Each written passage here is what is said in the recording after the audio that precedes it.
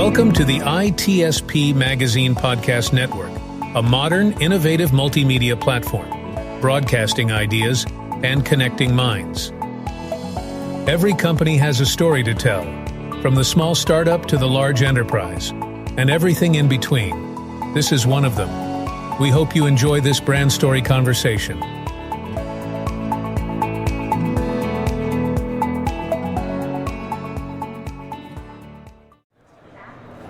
Here we are. We're live from the show floor at Infosecurity Europe in London at the Excel. Dror, it's great to see you. Great to see you again, man. I know, we have such good conversations, and I appreciate you taking time with me out of the busy event. It's been 3 days of goodness, has it? It's been 3 days of non-stop conversations, presentations. It was really a very, very good event. Our first time being in this event in London. Right. As you know, we're very focused on the US market, and now because of demand, we're moving aggressively into EMEA as well, starting with London, of course. Yeah, absolutely. And a lot of SMEs in Europe as well that need help. And as we've discussed many times, and I would encourage folks to look back at our conversation from RSA, and we actually did a 7-minute chat as well to kind of really get to the point quickly. But what CORO does is provides all of the layers of security that an organization needs based on their desired security posture, their regulatory requirements, their ability to staff and the budget and all these things. You can dial what they need. So I would encourage everybody to look at all the components that CORO provides and look back at that podcast or video we did from RSA Conference. But maybe just a quick overview again, the elevator pitch to kind of set the stage, and we're going to get into some interesting things about the different markets. So CORO is the only platform that was designed from the ground up to cater to mid-market and small businesses.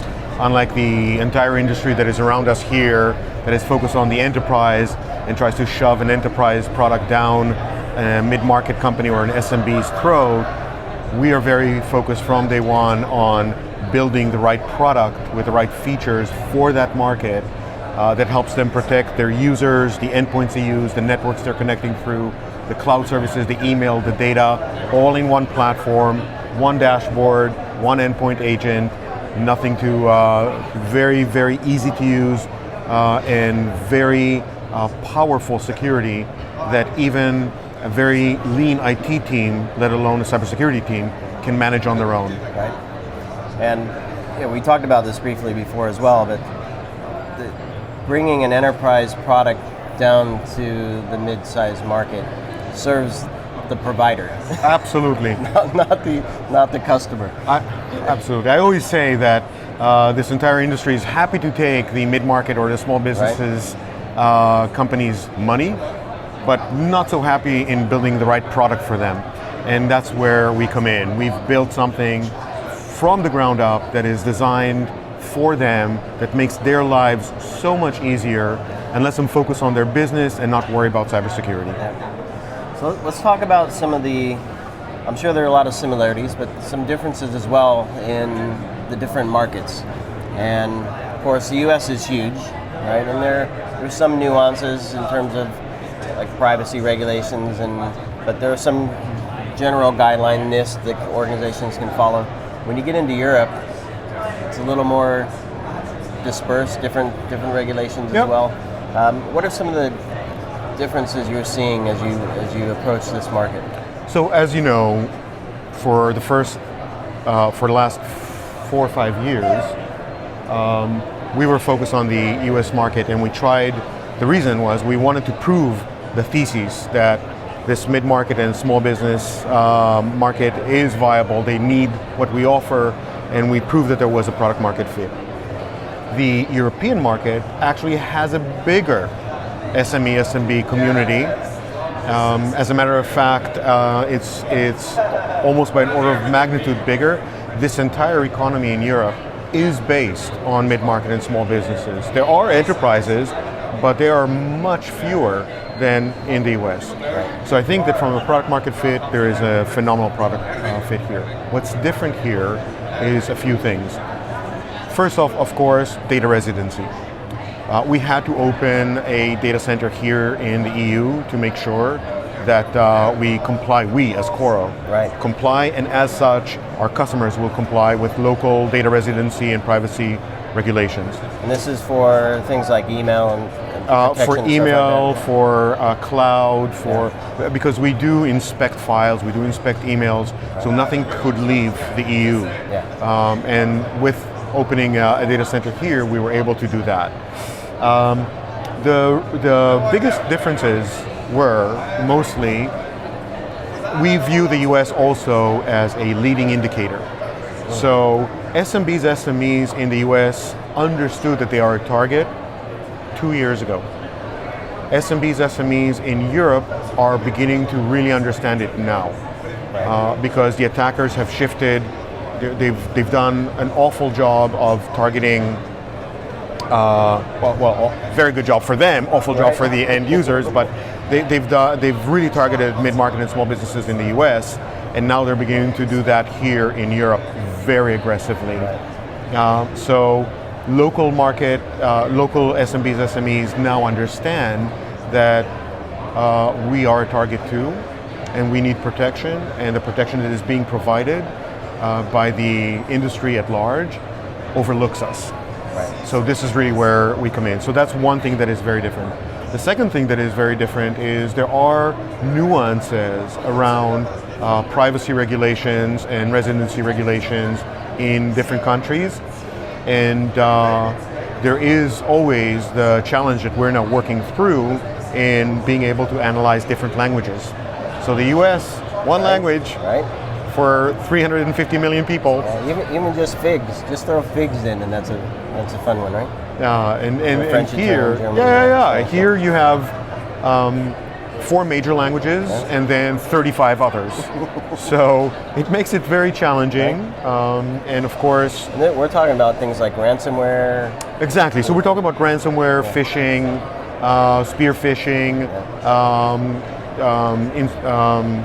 HTTP insertions, things of that sort, that now our engine needs to learn how to deal with multiple languages.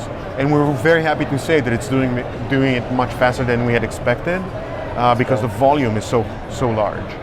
So we're very serious about the European market. We've built a data center in Germany. We've built a very nice team here in London. We have about 30 people here right now. We expect it to double by the end of this year.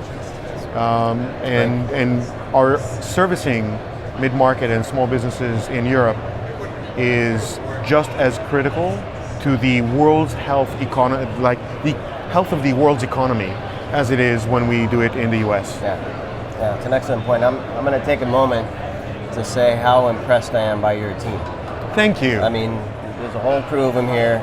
I saw you rally everybody around this morning. The energy is amazing. And they're all super nice. Thank you. Which is an important piece of the puzzle.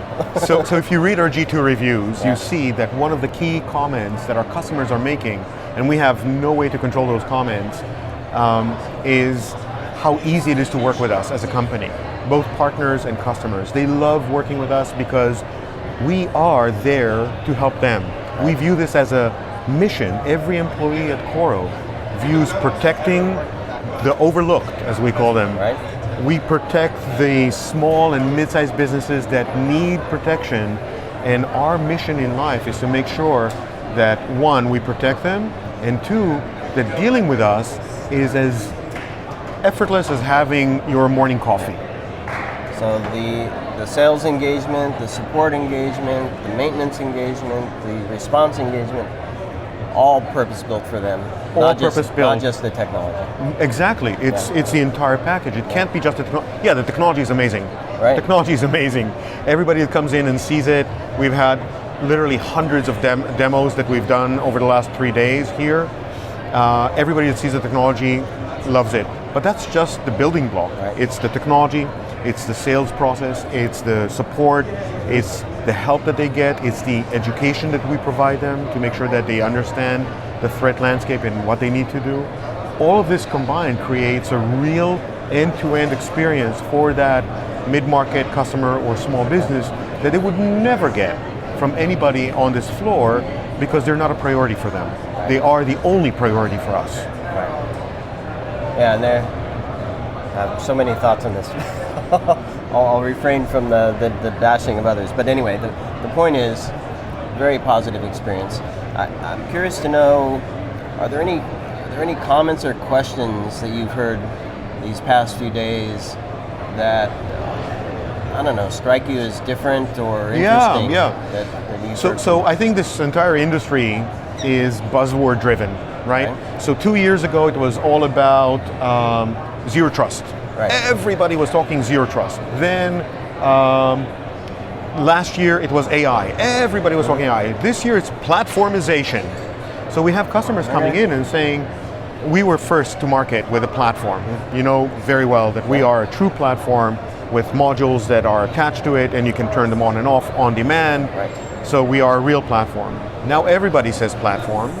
So customers are coming in and asking, how's your platform different? And we're like, well, we are a platform. All of these other people that say that they're a platform, they have a platform. They're not. They are a product that now changed its name to a platform. And I'm not going to name names, but some of the stories I hear, like there is one company that is an endpoint company that shall remain unnamed that says that they are now a platform, but if you want email security, they're actually selling somebody else's email security, and it's two different products. How is that a platform? Right.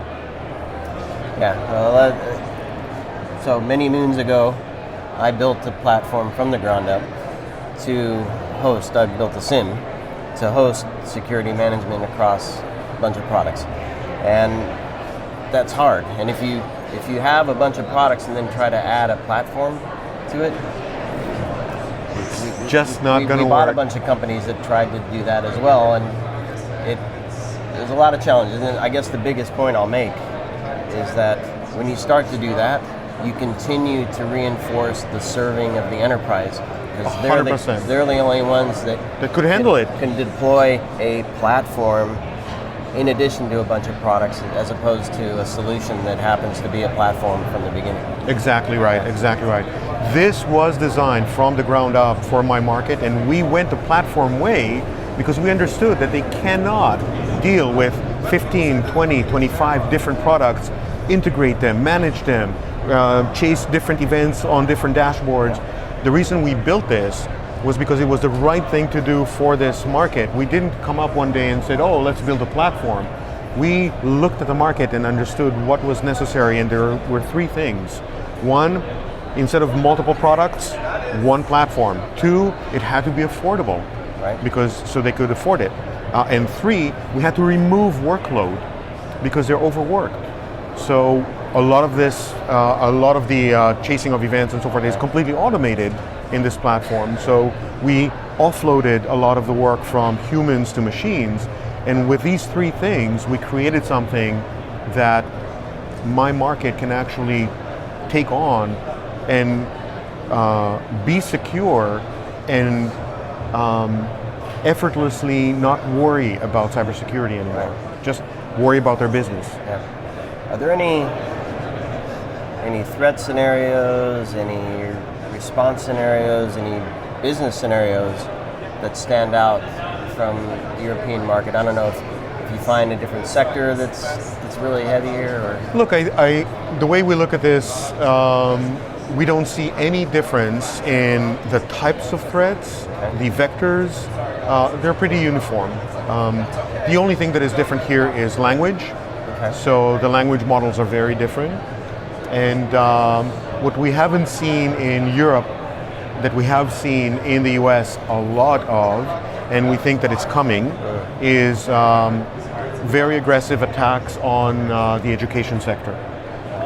Where you see in the US, I'm sure you see every week almost, either a school district gets shut down or a school gets ransomwared and sends all their students home. We haven't seen as much of it here yet, but we know whatever happens in the US ends up making it here because the attackers learn what works and just import it into this market. Right. So I would expect this to start happening here as well. Yeah, they expand their business too. It's a business. We know cyber attacks are a business, big business, multi-billion, tens of billions of dollars a year. People profit off of it. It's a business, and some of these organizations operate like corporations with a hierarchy and a bonus structure and salary plans for those who excel and all kinds of things. This is a big business. And learning in the US and focusing on the US and getting something perfected from a hacker's perspective, from an attacker perspective in the US, and then importing it or even renting it out into the European market is very common. So a lot of what we're seeing in the US as what we call novel attacks then very quickly become commoditized and then become attack as a service, and then anybody here in Europe can rent the service and deploy it here very easily. So what we've seen on the education front in the US that has spiked tremendously over the last 18 months, I would be, I think we're going to see a lot of this here in Europe as well. Yeah. So one of the things that Marco and I kind of pulled out from this event is this idea of making difficult decisions, especially when budgets are really tight. And that's this group here that we're talking about, the SME, SMB space, but even the larger ones have this challenge of, let's pick healthcare. Do we provide a better service of care to the patient, or do we invest in cybersecurity? In education, do we provide more educational resources, or do we invest in cybersecurity? And that trade-off, it's a hard one to begin with, but then the folks have to answer to others, right? Well, how much did you buy new books for the school? Did you buy online training stuff for the school? What's your view on that? And I don't know if you've heard any conversation or had a kind of conversations where people are trying to make this very difficult decision. Every day, especially when it comes down to mid-market and small businesses, the reason we created a platform that covers practically everything they would need from a workspace security perspective was because what we've discovered was that they played what I like to call threat roulette. Right. Where basically they say, I only have this much budget that was given to me by the Board of Ed or by the hospital, and I was given this much budget. I need to protect this organization as best as I can with this little budget. So I'm going to make my bets on where I think the bad guys are going to come from. Right.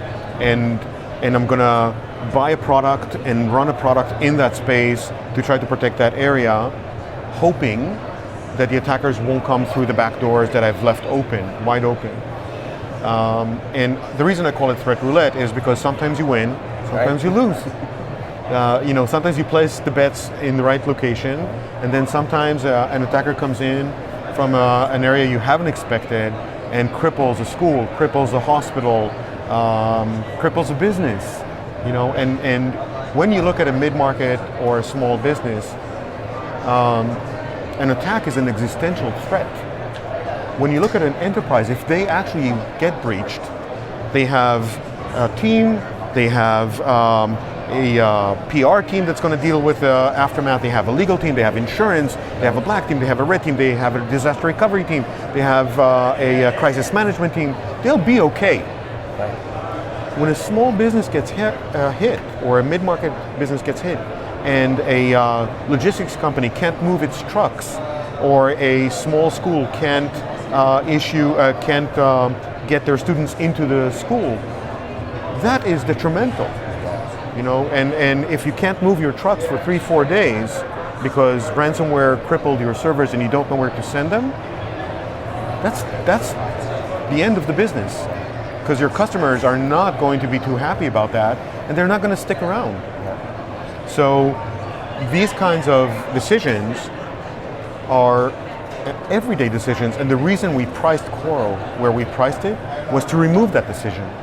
You don't need to think about the cost because it's so affordable that you no longer need to play the threat roulette. You can get the entire coverage without worrying about it.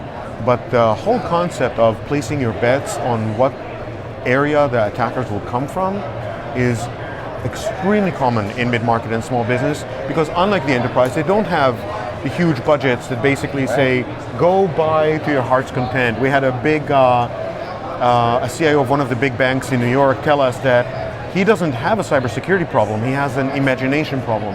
Anything he can imagine, he can go out and protect against. And my customer is completely not in that world. Right. And they don't want to play at the high roller table.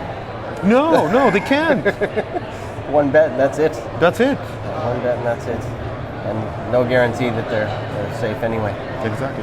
Well, Dror, it's always a pleasure chatting with you. Thank you so much for taking the time. It's great to see you here in London, and I'm sure the folks here that run small and medium-sized businesses are happy you're here as well. Yes. And if you're here at Infosecurity Europe for the final day, please do connect with Dror and the team. I'm serious when I said they're a fantastic crew. So come see the green shirts and the nice blue, super tall, multi-screen booth that they built, which is pretty incredible as and well. if you can't make it to InfoSec in London, check us out on our website, coro.net. Very good. Thanks everybody for watching and listening, and hopefully more from CORO. They're doing some really good stuff, so we'll catch you again, I think maybe in Las Vegas. Maybe in Las Vegas. Maybe we'll see you there. Very good. Thanks everybody.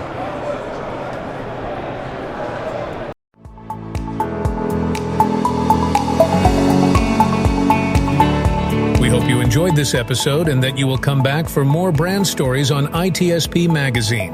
If you want to share your company's brand story, go to itspmagazine.com and explore our advertising options to learn more. Remember to share this podcast with your friends, family, and colleagues, and stay tuned for more brand stories as we continue our journey toward redefining cybersecurity, technology, and society.